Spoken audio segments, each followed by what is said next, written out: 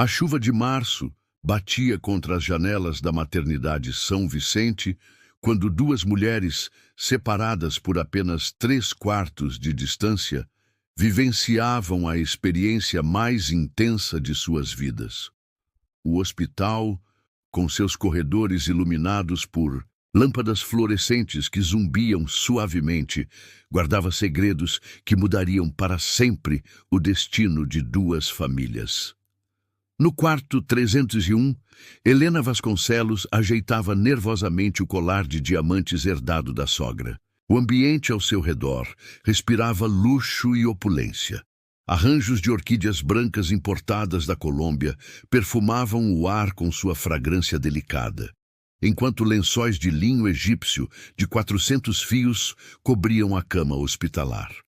Roberto, seu marido, caminhava de um lado para o outro, os sapatos de couro italiano ecoando contra o piso de mármore especialmente instalado no quarto premium. Suas mãos, ornadas com abotoaduras de ouro maciço, tremiam imperceptivelmente enquanto falava ao telefone com arquitetos sobre o mais novo empreendimento da construtora familiar. "Sim, eu entendo a urgência", dizia ele em voz baixa, mas firme. "Mas hoje meu filho nasce, meu herdeiro, tudo pode esperar até amanhã." Helena, envolvida em uma camisola de seda azul marinho bordada à mão por artesãs francesas, sentia as primeiras contrações. O perfume de jasmim que emanava do difusor eletrônico misturava-se ao aroma das flores, criando uma atmosfera quase irreal de perfeição planejada. Do outro lado do corredor, no quarto 318, Maria da Silva segurava com força a barra da cama hospitalar comum. O lençol áspero e amarelado pelo uso contrastava drasticamente com a realidade poucos metros de distância. As paredes descascadas contavam histórias de milhares de nascimentos anônimos, e o único perfume que pairava no ar era o do desinfetante hospitalar misturado ao suor natural do trabalho de parto. Maria, vendedora ambulante de 28 anos, havia chegado ao hospital com a única roupa de domingo que possuía, um vestido azul desbotado que havia sido da mãe. Seus cabelos negros, normalmente soltos, estavam presos em uma trança simples feita às pressas. Suas mãos calejadas pelo trabalho duro nas ruas contrastavam com a delicadeza com que acariciava a barriga, sussurrando palavras de carinho para os bebês que carregava. "Calma, meus anjos", murmurava. "Mamãe está aqui. Vocês vão nascer fortes e saudáveis." As contrações de Helena se intensificaram primeiro. Roberto imediatamente chamou o Dr. Eduardo Mendes, um médico renomado, cujos honorários equivaliam ao salário anual de 3 enfermeiras. O profissional, de cabelos grisalhos e óculos de grife, chegou acompanhado de uma equipe completa: anestesista, pediatra, enfermeiras especializadas. "Tudo sob controle, dona Helena", dizia o Dr. Mendes com a voz pausada de quem está acostumado a lidar com a elite da cidade. "Em algumas horas, vocês terão seu príncipe nos braços." Enquanto isso, Maria era atendida pelo médico plantonista, um jovem residente em seu 3º ano de especialização. Dr. Carlos, de 29 anos, havia sido sorteado para o plantão noturno e já acumulava 18 horas consecutivas de trabalho. Suas mãos, embora experientes, tremiam de cansaço enquanto acompanhava o parto de gêmeos, uma situação que sempre trazia complicações extras. "Maria, você está sendo muito corajosa", encorajava ele. "Logo seus meninos estarão aqui." Às 2h47 da madrugada, o primeiro choro ecoou pelo corredor do hospital. Era um dos gêmeos de Maria, um menino saudável de 3,2 quilos, com pulmões poderosos que anunciavam sua chegada ao mundo. 5 minutos depois, nasceu o segundo gêmeo, igualmente saudável, pesando 3,1 quilos. "São perfeitos, Maria", disse Dr. Carlos, embalando os 2 bebês. 2 meninos lindos e saudáveis. Maria chorou de alívio e felicidade. Mesmo na simplicidade do quarto hospitalar, sentia-se a mulher mais rica do mundo. Seus filhos, ainda. Sem nome definido, eram seu tesouro mais precioso. No quarto 301, o cenário era tragicamente diferente. Às 3h15, após um parto complicado, Helena deu à luz um menino que não chorou. O silêncio que se seguiu foi ensurdecedor. Dr. Mendes trabalhou freneticamente por longos minutos, tentando reanimar o bebê, mas foi em vão. Sinto muito, murmurou o médico, removendo os óculos embaçados. Fizemos tudo o que estava ao nosso alcance. Helena desabou em lágrimas inconsoláveis. Roberto, o homem que sempre teve controle sobre tudo em sua vida, sentiu-se completamente perdido. Suas mãos tremiam enquanto tentava consolar a esposa, mas as palavras simplesmente não vinham. Foi nesse momento que Dona Alzira Vasconcelos fez sua entrada triunfal. Aos 68 anos, a matriarca da família era uma mulher imponente, com cabelos prateados sempre impecavelmente penteados, usando um casaco de lã bege Chanel e seu famoso colar de pérolas cultivadas, uma herança de família que valia mais que uma casa. Seus olhos cinzentos, frios como aço, avaliaram rapidamente a situação. "Roberto, saia do quarto", ordenou com a voz que não admitia questionamentos. "Helena, pare de chorar. Isto não resolve nada." Dona Alzira aproximou-se do doutor Mendes com a autoridade de quem está acostumada a ser obedecida. Seus saltos de couro batiam ritmicamente contra o piso, marcando cada passo como uma sentença. "Doutor, preciso falar com o senhor. Em particular." No corredor, longe de ouvidos indiscretos, Dona Alzira foi direta ao ponto. "Um herdeiro não pode faltar nesta casa, doutor. A linhagem dos Vasconcelos não pode ser interrompida por um acidente do destino." Dr. Mendes, homem íntegro, mas com sérios problemas financeiros devido ao vício em jogos, sentiu o peso das palavras da matriarca. Conhecia a reputação da família Vasconcelos na cidade, doadores generosos do hospital, mas também pessoas que não aceitavam um não como resposta. "Dona Alzira, eu compreendo a dor de vocês, mas não posso fazer milagres." "Não estou pedindo milagres, doutor. Estou pedindo uma solução." Alzira abriu a bolsa de crocodilo legítimo e retirou um envelope. "Helena não pode sair daqui de mãos vazias. A honra da nossa família, nossa tradição, nosso nome, tudo depende de um herdeiro." O envelope continha R$ 50.000 em espécie, mais que o salário anual do médico. Mas havia algo mais nos olhos de Alzira que foi ainda mais persuasivo que o dinheiro. Uma ameaça velada, mas clara. "O hospital recebe uma doação generosa da nossa família todos os anos, doutor. Seria uma pena se isso mudasse. Seria ainda mais triste se alguns erros médicos do passado viessem à tona." Dr. Mendes sentiu um frio na espinha. Alzira havia descoberto sobre o erro que ele cometera 2 anos antes. Um caso abafado pela administração do hospital, mas que poderia destruir sua carreira se fosse exposto. Eu não posso simplesmente..." "Pode sim. E vai." Alzira ajustou o colar de pérolas. "Há uma mulher no quarto 318 que acabou de ter gêmeos. Um deles pode ter uma vida muito melhor do que jamais sonhou." Dr. Mendes passou o resto da madrugada atormentado pela decisão que precisava tomar.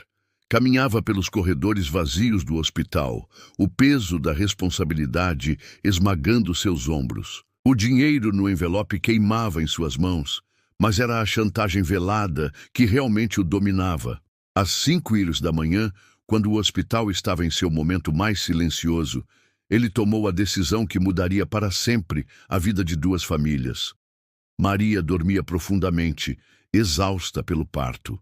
Seus 2 filhos descansavam no berçário comum, em berços simples de metal, identificados apenas por pulseirinhas de plástico azul. Bebê Silva A e Bebê Silva B. Não havia câmeras de segurança no berçário. Uma falha de infraestrutura, que Dr. Mendes conhecia bem. Com mãos trêmulas, o médico pegou um dos gêmeos, o que havia nascido às 2h47, ligeiramente maior que o irmão. O bebê dormia pacificamente, alheio ao destino que estava sendo traçado para ele. No quarto 301, Helena havia sido sedada. Roberto dormitava na poltrona ao lado da cama, vencido pelo cansaço e pela dor. Dona Alzira mantinha-se alerta, como uma sentinela guardando os interesses da família. "Está feito", murmurou Dr. Mendes ao entregar o bebê nos braços de Alzira. "Helena nunca pode saber a verdade", disse a matriarca, seus olhos fixos no recém-nascido. Para ela, este é o milagre que Deus lhe concedeu após momentos de desespero. Quando Helena acordou e viu o bebê em seus braços, acreditou no que lhe contaram, que os médicos haviam conseguido reanimar seu filho após longos minutos de esforço. Suas lágrimas de dor se transformaram em lágrimas de alegria. "Meu Lucas", sussurrou beijando a testa do bebê. "Meu pequeno milagre." No quarto 318, Maria acordou perguntando por seus filhos.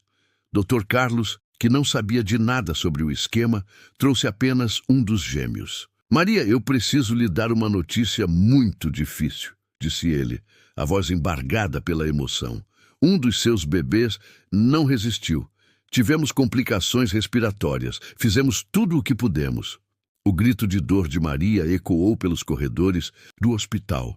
Era um som primitivo, visceral, o lamento de uma mãe que acabara de perder um filho. Ela abraçou com força o bebê que restara, como se quisesse protegê-lo de qualquer mal que pudesse ameaçá-lo. "Meu Mateus", chorou. "Mamãe vai cuidar de você. Vai te proteger para sempre." Lucas, o príncipe herdeiro. Lucas Vasconcelos cresceu em um palácio moderno, erguido no bairro mais nobre da cidade. A mansão, com seus 800 metros quadrados, era uma obra-prima arquitetônica, com jardins projetados por paisagistas renomados. Rosas inglesas, tulipas holandesas e jasmins árabes perfumavam o ar constantemente renovado por sistemas de climatização de última geração. Aos 3 anos, Lucas já frequentava aulas de natação na piscina olímpica da casa, enquanto professores particulares de inglês e francês o visitavam diariamente. Seu quarto, decorado por um designer de interiores famoso, tinha móveis de madeira nobre encomendados especialmente na Itália. As paredes eram cobertas por papel de parede importado com motivos de cavaleiros medievais, e uma estante gigantesca abrigava primeiras edições de livros infantis clássicos em várias línguas. "Lucas, meu netinho", dizia Dona Alzira durante as visitas semanais, "você carrega o nome dos Vasconcelos. Nunca se esqueça disso. Você é especial."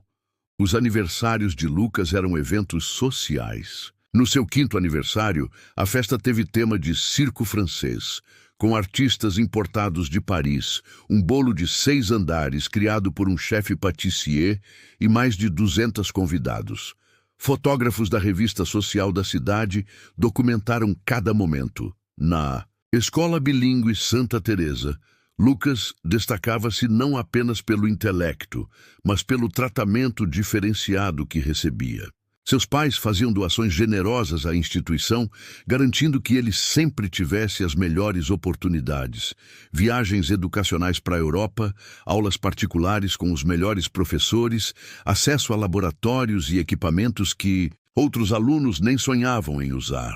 Aos 10 anos, Lucas falava 3 idiomas fluentemente, tocava piano clássico e violino, praticava tênis em um clube exclusivo e já demonstrava interesse pela medicina, profissão que Roberto e Alzira haviam escolhido para ele.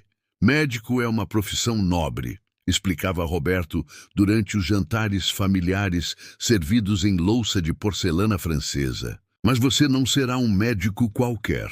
Será o melhor cirurgião da cidade. Nossa família sempre foi a elite, Lucas. E você continuará essa tradição." Mateus, o guerreiro da vida. A apenas 15 quilômetros de distância, Mateus Silva crescia em uma realidade completamente diferente. Em casinha de 2 quartos, no bairro do Jardim Esperança, tinha paredes de tijolo aparente, chão de cimento queimado e um quintal de terra batida, onde Maria cultivava temperos e algumas verduras. O despertar de Mateus era marcado pelo cheiro do café forte que Maria preparava em um coador de pano, acompanhado do barulho dos ônibus que passavam na rua de paralelepípedos. O quarto que dividia com a mãe tinha 2 camas simples, um guarda-roupa de madeira compensada e prateleiras improvisadas com tábuas e tijolos, onde Maria organizava os poucos livros que conseguia comprar em sebos. "Meu filho", dizia Maria enquanto penteava os cabelos rebeldes de Mateus, "a gente pode não ter dinheiro, mas temos amor e dignidade. E isso ninguém pode tirar da gente." Os aniversários de Mateus eram celebrações íntimas, mas carinhosas. Maria economizava por meses para comprar ingredientes para um bolo de fubá caseiro. Convidava os vizinhos e as crianças da rua. Não havia fotógrafo profissional, mas Dona Francisca, da casa ao lado, sempre tirava algumas fotos com uma câmera simples. Na escola pública municipal Getúlio Vargas, Mateus se destacava por sua curiosidade e determinação. Mesmo com livros usados e cadernos doados, ele devorava cada lição. A professora Carmen, uma veterana de 30 anos de magistério, reconheceu o potencial do menino desde cedo. "Mateus tem uma inteligência especial", contava ela para Maria. "É uma pena que não tenhamos mais recursos para oferecer a ele." Aos 10 anos, Mateus já trabalhava. Todas as manhãs, antes da escola, ajudava Maria a preparar os doces e frutas que ela venderia durante o dia. À tarde, após as aulas, corria para encontrá-la no ponto de ônibus do centro da cidade, carregando a sacola de produtos para a venda. Seus dedos pequenos aprenderam cedo a fazer trocos, a lidar com clientes difíceis e a nunca desistir diante das dificuldades. "Trabalho honesto não envergonha ninguém, meu filho", ensinava Maria. "O importante é sempre manter a cabeça erguida." Lucas, o futuro doutor. Aos 16 anos, Lucas era o jovem perfeito que Dona Alzira havia moldado. Alto, elegante, com os cabelos sempre cortados, no melhor salão da cidade, vestia-se com roupas de grife compradas em viagens à Europa. Suas manhãs começavam com personal trainer na academia particular da mansão, seguido de aulas de preparação para o vestibular com professores que cobravam 200 reais por hora. No Colégio São Bento, instituição tradicional onde só estudavam filhos da elite, Lucas era respeitado e admirado, mas também invejado. Seus colegas sabiam que ele nunca precisaria se preocupar com o futuro. Já tinha uma vaga garantida na melhor faculdade de medicina, paga pelos pais, e um futuro próspero assegurado nos negócios da família. "Lucas, meu filho", dizia Helena, durante um jantar íntimo, "estou tão orgulhosa de você. Você é tudo que uma mãe pode sonhar." Mas Lucas, apesar de toda a perfeição externa, sentia um vazio estranho. Aos 18 anos, quando foi aprovado em primeiro lugar no vestibular de medicina, a festa de comemoração custou mais de 50 mil reais. Centenas de convidados, banda ao vivo, jantar servido por um dos melhores buffets da cidade. Ainda assim, no meio de toda aquela celebração, Lucas se sentia sozinho. "Por que não me sinto feliz?", perguntava-se ao olhar no espelho do seu quarto luxuoso. "Tenho tudo que qualquer pessoa poderia desejar." Mateus, o menino que virou homem cedo. Mateus, aos 16 anos, já era praticamente um homem. Seus músculos, definidos pelo trabalho manual, contrastavam com a magreza natural da adolescência. Trabalhava meio período na oficina do seu João, um mecânico veterano que havia se tornado uma figura paterna para ele. "O menino tem mãos de ouro", comentava. Seu João com Maria. "Nunca vi ninguém com tanta facilidade para entender como as coisas funcionam." As manhãs de Mateus começavam às 5h30. Ajudava Maria a preparar os quitutes para venda, tomava um café reforçado e seguia para o último ano do ensino médio na escola pública. À tarde, ia direto para a oficina, onde aprendia não apenas sobre motores, mas sobre a vida. Rapaz, dizia seu João enquanto ensinava Mateus a desmontar um motor, mecânico que se preza tem que entender que cada peça tem sua função. Na vida é igual, todo mundo tem seu papel. O importante é fazer bem feito. Mateus sonhava em ter sua própria oficina, mas sabia que o caminho seria longo e difícil. Economizava cada centavo que ganhava, guardando o dinheiro em uma lata de biscoito debaixo da cama. Sua meta era comprar ferramentas próprias e um dia montar seu negócio. Mãe, disse ele numa noite contando as moedas guardadas, um dia eu vou dar uma vida melhor para a senhora. A gente vai sair dessa casa e vou comprar uma maior, com um quintal grande para a senhora plantar suas flores. Maria sorria, os olhos marejados, de emoção. Meu filho, você já me dá a maior riqueza do mundo, seu amor e sua honestidade. Aos 22 anos, Lucas estava no 4º ano de medicina quando os sintomas começaram. Primeiro foi o cansaço excessivo, depois as dores abdominais, perda de peso e uma icterícia sutil que ele tentou ignorar. Como estudante de medicina, sabia que algo estava errado, mas preferia não pensar no pior. Helena notou as mudanças no filho durante um jantar de domingo na mansão. Lucas, você está mais magro e seus olhos estão amarelados. Deve ser estresse dos estudos, mãe. Estamos em época de provas práticas, mas Helena não se convenceu. No dia seguinte, insistiu para que Lucas fizesse uma bateria completa de exames no laboratório mais conceituado da cidade. Os resultados chegaram em uma semana que pareceu durar uma eternidade. Dr. Fernando Albuquerque, hepatologista renomado e amigo da família, chamou Roberto e Helena para uma conversa particular em seu consultório luxuoso na região mais nobre da cidade. As paredes forradas de diplomas e certificados internacionais não conseguiram amenizar o peso da notícia que ele precisava dar. Lucas tem uma doença hepática autoimune muito agressiva, explicou com a voz grave. O fígado dele está falhando rapidamente. Sem um transplante, ele tem no máximo 6 meses de vida. O silêncio que se seguiu foi ensurdecedor. Helena desabou na poltrona de couro, as mãos tremendo descontroladamente. Roberto, o homem que sempre teve controle sobre tudo, sentiu o mundo desabar sob seus pés. Doutor, conseguiu articular Roberto, dinheiro não é problema. Podemos votar para os melhores centros dos Estados Unidos, da Europa. Roberto, não é questão de dinheiro. Lucas precisa de um fígado compatível e precisa rápido. Vamos colocá-lo na lista de espera, mas... Dr. Fernando hesitou. O ideal seria um doador vivo, um parente próximo, alguém da família. Nos dias seguintes, toda a família Vasconcelos foi testada. Roberto, Helena, tios, primos, nenhum era compatível. Era como se o destino estivesse pregando uma peça cruel na família que sempre teve tudo. Dr. Eduardo Mendes, agora com 72 anos, e prestes a se aposentar, acompanhava o caso de longe. A culpa que carregava há mais de 2 décadas estava corroendo sua consciência como um ácido. Todas as noites sonhava com aquela madrugada de março, quando mudou o destino de 2 famílias. Durante uma consulta de rotina com Lucas, o peso da culpa se tornou insuportável. Lucas, mesmo doente, mantinha a gentileza e educação com que fora criado. Dr. Mendes, disse Lucas, o senhor me conhece desde que nasci.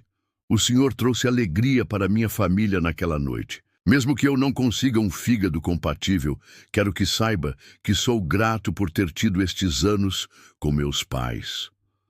As palavras de Lucas foram como punhais no coração do médico. Naquela noite, Dr. Mendes não conseguiu dormir. Caminhou pela casa vazia, A esposa havia morrido 3 anos antes. Os filhos moravam longe, carregando o peso de um segredo que poderia salvar a vida do rapaz.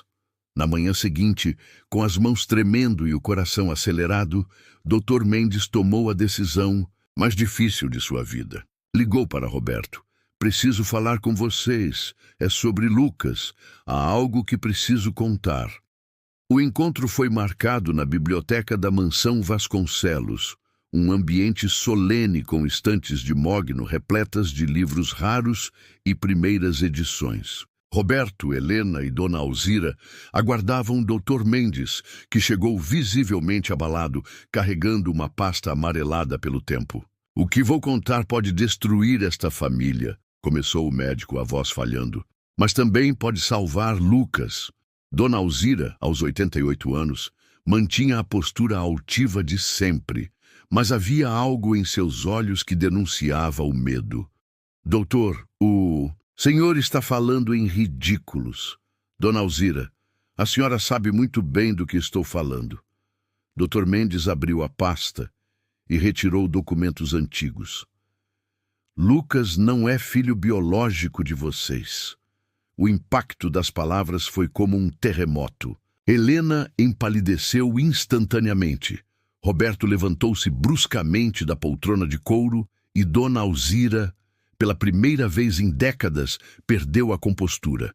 Na madrugada de 15 de março de 2001, continuou Dr. Mendes, o filho de Helena nasceu morto.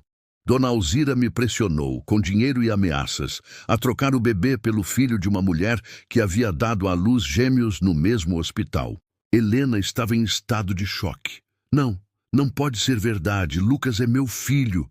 Eu o carreguei, eu o amamentei. Helena, disse Dr. Mendes gentilmente, você amamentou e criou Lucas como se fosse seu filho biológico. Seu amor por ele é real. Mas geneticamente, ele é filho de Maria Silva, uma vendedora ambulante que perdeu um dos gêmeos naquela noite. Ou pelo menos foi o que ela acreditou. Roberto, homem pragmático mesmo nos momentos mais difíceis, foi direto ao ponto. E onde está essa mulher? Onde está o outro filho? Maria mora no Jardim Esperança. O outro filho se chama Mateus. Eles podem ser compatíveis para o transplante. Dona Alzira, que havia permanecido em silêncio, finalmente explodiu. Isso é uma loucura! Esta história não pode vir à tona. O nome da família Vasconcelos será destruído. Nossa reputação, nossos negócios, nossa posição na sociedade. Alzira, disse Roberto pela primeira vez na vida se opondo à mãe. Nossa reputação não vale a vida do meu filho. Ele não é seu filho, gritou Dona Alzira, revelando pela primeira vez o que realmente pensava. Nunca foi, é filho de uma vendedora ambulante. O silêncio que se seguiu foi mortal. Helena olhou para a sogra com uma mistura de horror e desgosto, que jamais havia sentido. Roberto, por sua vez, encarou a mãe como se estivesse vendo um monstro. Mãe, disse Roberto com uma frieza que cortava o ar. Você destruiu 2 famílias por causa de seu orgulho e agora pode destruir a vida do menino que criamos como nosso filho. A casa de Maria, no Jardim Esperança, nunca havia recebido visitantes tão ilustres. Quando Roberto e Helena chegaram em uma Mercedes-Benz prata, os vizinhos saíram às janelas para ver o que estava acontecendo. Maria estava preparando o almoço, feijão, arroz, linguiça e couve refogada, quando ouviu a batida na porta. Aos 50 anos, mantinha a mesma simplicidade e dignidade de sempre, apesar das rugas que o trabalho duro havia marcado em seu rosto. Dona Maria Silva? Perguntou Roberto, claramente desconfortável naquele ambiente tão diferente do seu mundo. Sou eu. O que desejam? Helena, que não conseguia parar de tremer, foi direta ao ponto. Precisamos conversar sobre seus filhos, sobre o que aconteceu há 22 anos na maternidade. Maria congelou. Durante todos esses anos, havia tentado esquecer a dor da perda de um dos gêmeos, mas a ferida nunca havia cicatrizado completamente. Entrem, disse ela, abrindo a porta da casa simples, mas impecavelmente limpa. No interior, contrastava a simplicidade com o carinho evidente em cada detalhe. Fotografias de Mateus em todas as fases da vida decoravam as paredes, plantas bem cuidadas, alegravam os cantos, e um cheiro gostoso de comida caseira pairava no ar. Roberto e Helena contaram toda a verdade. Dr. Mendes havia insistido para acompanhá-los, assumindo sua responsabilidade no crime cometido décadas antes. "Você quer dizer", perguntou Maria, as lágrimas escorrendo pelo rosto, "que meu outro filho está vivo, que durante todos esses anos eu pensei que ele havia morrido, mas na verdade, ele é nosso Lucas", completou Helena, também chorando. "Nós o criamos, o amamos, fizemos dele nosso mundo, mas agora ele está morrendo e precisa de um transplante." Maria precisou se sentar. O impacto da revelação era devastador. Seu filho, o filho que ela havia chorado por mais de 2 décadas, estava vivo, mas estava morrendo. "E Mateus?", perguntou ela. "Mateus pode salvar o irmão?" Foi nesse momento que Mateus chegou do trabalho. Aos 22 anos era um homem forte e bonito, com as mesmas feições que Helena reconhecia em Lucas. A mesma linha do queixo, os mesmos olhos castanhos expressivos, a mesma forma das mãos. "Mãe, por que a senhora está chorando? Quem são essas pessoas?" Maria levantou-se e abraçou o filho como nunca havia abraçado antes. "Mateus, meu filho querido, você tem um irmão gêmeo. O primeiro encontro entre Lucas e Mateus foi marcado para o hospital em terreno neutro. Lucas, visivelmente debilitado pela doença, chegou acompanhado de Helena e Roberto. Vestia uma camisa social azul clara que destacava sua palidez, e mesmo doente, mantinha a postura elegante com que fora criado. Mateus chegou de ônibus, acompanhado apenas de Maria. Vestia uma camisa jeans simples e limpa, e suas mãos calejadas contrastavam com a delicadeza com que segurava o braço da mãe. Quando se viram, foi como olhar em um espelho. Apesar das diferenças de classe social, educação e estilo de vida, eram inegavelmente irmãos gêmeos. A mesma altura, o mesmo formato de rosto, a mesma expressão nos olhos. Lucas foi o primeiro a estender a mão. "Você deve ser Mateus. Eu sou Lucas, seu irmão." Mateus hesitou por um momento, estudando o rosto que era tão parecido com o seu. "Irmão roubado", disse finalmente, apertando a mão oferecida com firmeza. A tensão no ar era palpável. Roberto e Helena observavam nervosos, enquanto Maria segurava as lágrimas. Dr. Mendes, presente como testemunha de sua própria confissão, mantinha-se em silêncio respeitoso. "Eu não escolhi isso", disse Lucas, a voz fraca, mas sincera. "Se eu soubesse..." "Eu sei que você não escolheu", interrompeu Mateus.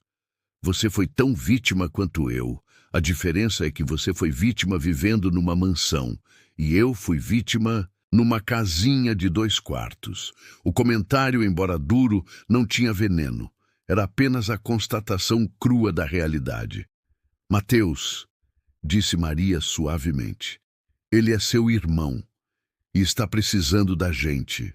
Durante os dias seguintes, os exames confirmaram o que todos esperavam. Mateus era um doador compatível perfeito. Geneticamente idêntico, poderia doar uma parte do fígado para salvar Lucas, sem grandes riscos para sua própria saúde.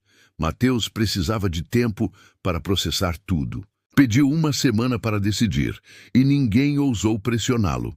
Afinal, estava sendo solicitado que arriscasse sua própria vida para salvar alguém que, apesar de ser seu irmão biológico, era um completo estranho. Durante essa semana, aconteceram encontros que mudaram a perspectiva de todos os envolvidos. O primeiro jantar. Helena insistiu para que Maria e Mateus jantassem na mansão. "Preciso conhecer a mulher que criou seu filho", disse ela, corrigindo-se. Na última hora, o jantar foi servido no salão menor da mansão. Mas ainda assim, era mais luxuoso do que qualquer ambiente que Mateus já havia conhecido. A mesa de mogno era decorada com flores frescas, a louça era de porcelana francesa e havia 3 tipos diferentes de taças para os vinhos. Meu Deus! Sussurrou Maria ao ver tanta opulência, como Lucas cresceu em meio a tanto luxo. Durante a refeição, Lucas e Mateus descobriram semelhanças surpreendentes. Ambos detestavam brócolis, ambos eram canhotos, ambos tinham o hábito de tamborilar os dedos quando estavam nervosos. Pequenos detalhes que só irmãos gêmeos poderiam compartilhar. É estranho, comentou Lucas. Toda a minha vida senti que algo estava faltando, como se fosse uma pessoa incompleta. Eu também, admitiu Mateus. Sempre tive a sensação de que havia uma parte de mim em algum lugar do mundo. A visita à favela. Helena insistiu para conhecer onde Mateus havia crescido. Roberto foi contra. Helena, você não conhece esse ambiente. Mas ela foi inflexível. Quando pisaram na casinha simples de Maria, Helena se emocionou. As paredes estavam cobertas de fotografias de Mateus em todas as idades. Primeiro dia de aula, formaturas, aniversários simples, mas cheios de amor. Em cada foto, o sorriso do menino que poderia ter sido seu filho. Maria, disse Helena observando as fotos, você deu a ele algo que todo o dinheiro do mundo não pode comprar. Amor incondicional e valores sólidos. Maria mostrou o quarto pequeno onde Mateus crescera, a cozinha onde preparavam refeições, simples mas nutritivas, o quintal onde ele brincara na infância. Helena, disse Maria, você me perguntou se posso perdoar o que aconteceu. A verdade é que não posso perdoar quem fez isso conosco, mas posso perdoar você, porque vejo que amou meu filho de verdade. O encontro com Dona Alzira.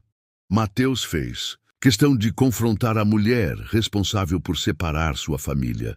Dona Alzira, agora com 88 anos, mantinha-se altiva em sua poltrona de couro na biblioteca da mansão. Então você é o outro, disse ela, estudando Mateus com olhos frios. Tem a mesma cara insolente do seu irmão quando era criança. A senhora destruiu 2 famílias por causa do seu orgulho, disse Mateus, controlando a raiva. Separou 2 irmãos, fez uma mãe chorar a morte de um filho vivo, fez outra criar um filho que não era seu. Eu dei a Lucas uma vida que você jamais poderia ter oferecido, replicou Alzira. Educação, cultura, oportunidades. Olhe para você, um mecânico de mãos sujas. Olhe para ele, um futuro médico. Eu fiz a escolha certa. A senhora fez a escolha egoísta, corrigiu Mateus, e agora quer que eu salve a vida do seu herdeiro perfeito, que na verdade é filho de uma vendedora ambulante. O confronto terminou com Alzira trancada em seus próprios preconceitos, e Mateus mais determinado do que nunca a salvar o irmão. Não por ela, mas apesar dela. Mateus tomou sua decisão na véspera do prazo final. Reuniu-se com toda a família, as 2 famílias que agora eram uma só, no hospital. Vou fazer a cirurgia, anunciou. Não porque perdoo o que fizeram conosco, mas porque Lucas é meu irmão. E irmão não abandona irmão. Lucas, já muito debilitado, segurou a mão de Mateus. Obrigado, não sei como agradecer. Não precisa agradecer. Apenas prometa que vai usar essa segunda chance para fazer a diferença na vida de outras pessoas. A cirurgia foi marcada para amanhã de uma segunda-feira de abril. A imprensa, que havia descoberto o escândalo, acampou na porta do hospital. Manchetes sensacionalistas estampavam jornais e sites. Herdeiro milionário descobre que é filho de vendedora. O crime que separou gêmeos por 22 anos. Matriarca confessar troca de bebês. Dona Alzira, que sempre havia comandado a opinião pública através de seus contatos e influência, via seu império de reputação desmoronar dia após dia. Empresas cancelaram contratos com a construtora. Amigos de décadas deixaram de atender suas ligações e seu nome virou sinônimo de crueldade e manipulação. A cirurgia durou 8 horas. Dr. Fernando Albuquerque comandou uma equipe de 12 especialistas. Maria e Helena passaram as horas de espera lado a lado na capela do hospital, duas mães unidas pela preocupação com seus filhos. Maria, disse Helena durante a vigília, eu sei que nunca poderei compensar os anos que você perdeu com Lucas, mas podemos tentar construir uma família verdadeira a partir de agora. Helena, você não me deve nada. Você amou meu filho como se fosse seu. Isso é o que importa. Roberto, tradicionalmente controlador, descobriu-se completamente impotente diante da situação. Caminhou pelos corredores do hospital como um homem perdido, confrontando-se pela primeira vez na vida com algo que o dinheiro não podia resolver. Quando o Dr. Albuquerque finalmente saiu do centro cirúrgico, todos se levantaram ansiosos. Suas expressões leram a resposta antes mesmo das palavras. A cirurgia foi um sucesso completo. Mateus está bem. Lucas está respondendo perfeitamente ao novo fígado. A recuperação foi longa, mas transformadora. Lucas e Mateus dividiram um quarto duplo no hospital e durante as semanas de convalescença, finalmente se conheceram de verdade. Lucas descobriu a força e a determinação do irmão, sua capacidade de encontrar alegria nas coisas simples, sua generosidade natural. Mateus descobriu a sensibilidade de Lucas, sua inteligência aguçada, sua capacidade de se emocionar com arte e literatura. Sabe o que é mais estranho? Disse Lucas uma tarde, observando Mateus ler um livro de mecânica. É como se eu estivesse me reconhecendo em você, como se finalmente estivesse vendo quem eu realmente sou. Eu sinto a mesma coisa, respondeu Mateus. É como se durante 22 anos eu fosse apenas metade de uma pessoa. Helena e Maria se revezavam nos cuidados com os dois rapazes.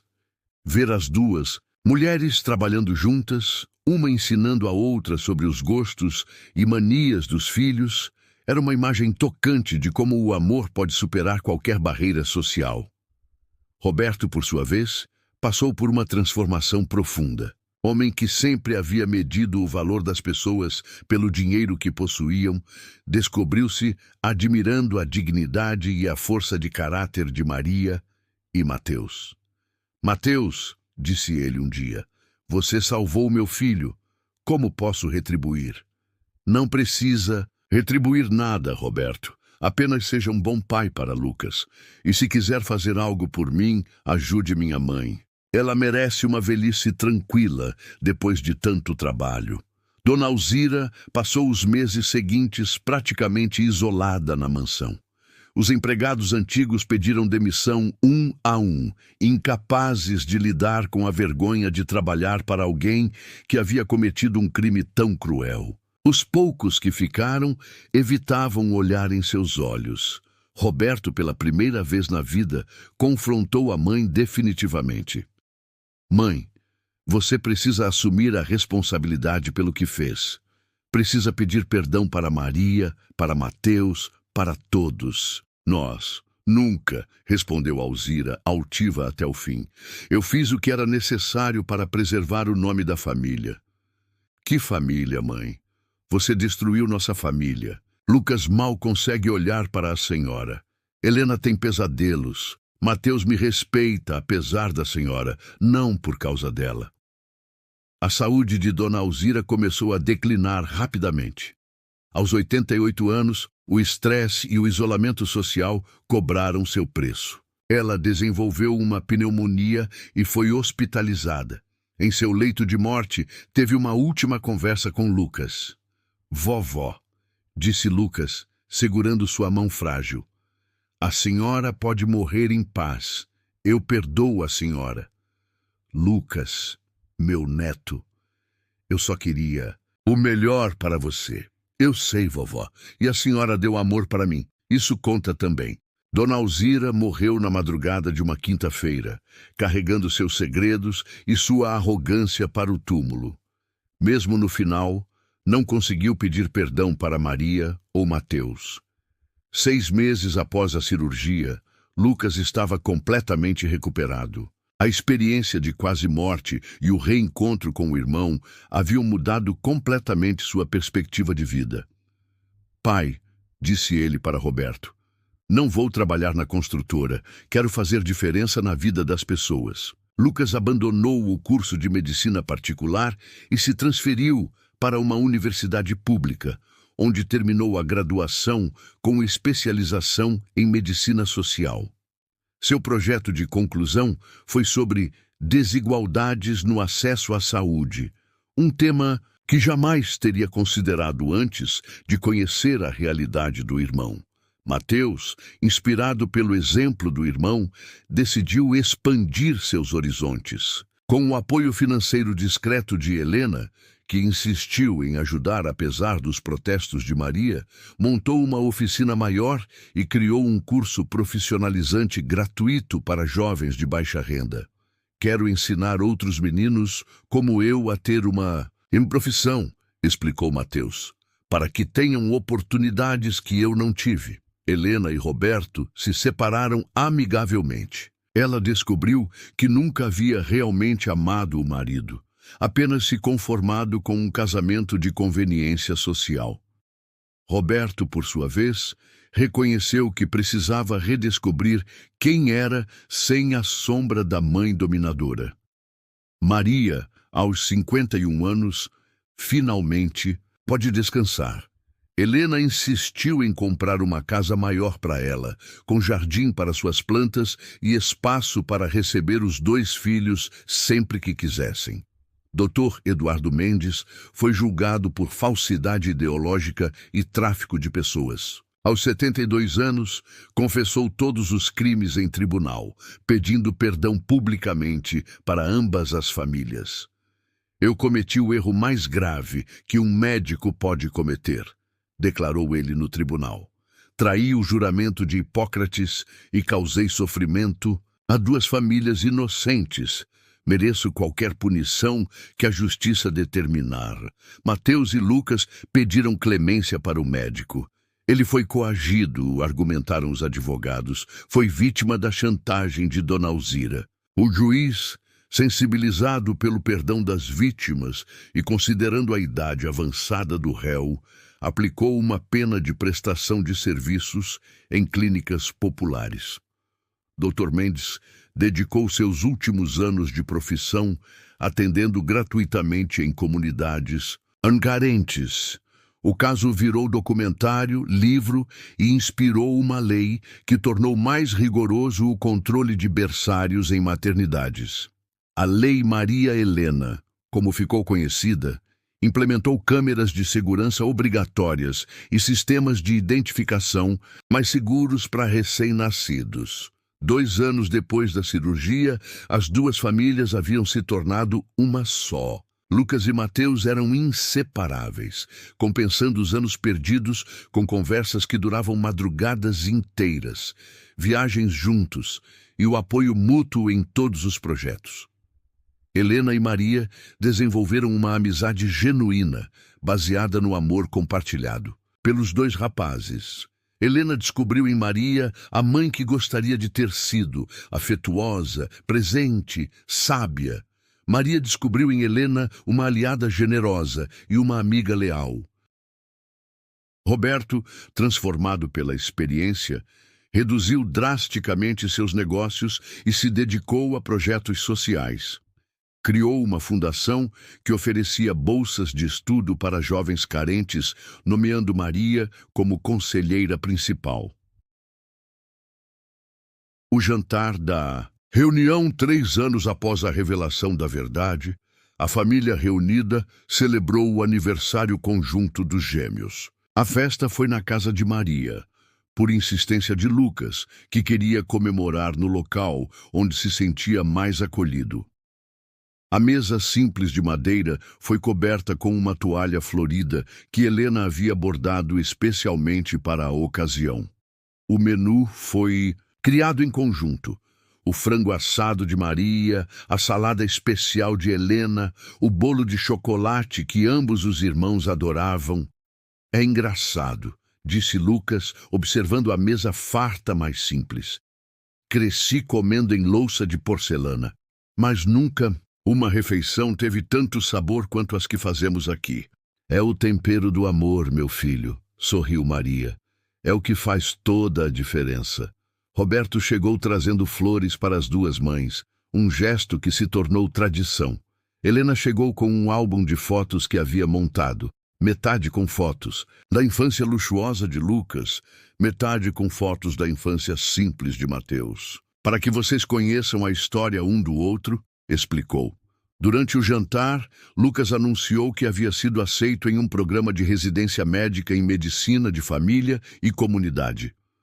Quero trabalhar em postos de saúde, cuidar de pessoas, como a família do Mateus. Mateus, por sua vez, contou que sua escola profissionalizante havia formado a primeira turma, 30 jovens que agora tinham profissão e dignidade. E o Lucas vai ser o médico da comunidade, disse orgulhoso. Vamos trabalhar juntos para melhorar a vida das pessoas. Maria ergueu sua taça de refrigerante. Ela nunca havia se acostumado com vinho. Quero fazer um brinde. Durante 22 anos, pensei que havia perdido um filho. Descobri que não perdi. Apenas o criei à distância, através do amor de outra mãe. Hoje, não tenho 2 filhos. Tenho 2 filhas também, Helena e Sofia. Não tenho uma família. Tenho 2 famílias, que viraram uma só. Helena completou com lágrimas nos olhos. Maria, você ensinou nossos filhos a ter caráter. Eu ensinei um deles a sonhar alto. Juntas, criamos 2 homens completos. Lucas e Mateus se entreolharam, vendo nas faces um do outro o reflexo de si mesmos, mas também a pessoa que cada um havia se tornado graças ao amor que receberam. Irmão, disse Lucas. Irmão, respondeu Mateus. E pela primeira vez desde o nascimento, estavam verdadeiramente completos. A noite terminou com todos na varanda pequena da casa, observando as estrelas. Maria apontou para 2 estrelas brilhantes muito próximas no céu. Vocês veem aquelas 2 estrelas ali? Brilham juntas, iluminam juntas e nunca mais vão se separar. É assim que quero que vocês sejam. Sempre juntos, sempre se apoiando, sempre iluminando o caminho um do outro. Lucas e Mateus sorriram, sabendo que haviam encontrado não apenas um irmão, mas uma família verdadeira, construída não sobre mentiras e aparências, mas sobre amor, perdão e verdade. E assim, os meninos que foram separados no nascimento, por ambição e preconceito, se reencontraram na vida adulta através da necessidade e do amor, provando que os laços familiares verdadeiros são mais fortes que qualquer circunstância, e que o amor sempre encontra um jeito de prevalecer sobre a crueldade. Fim.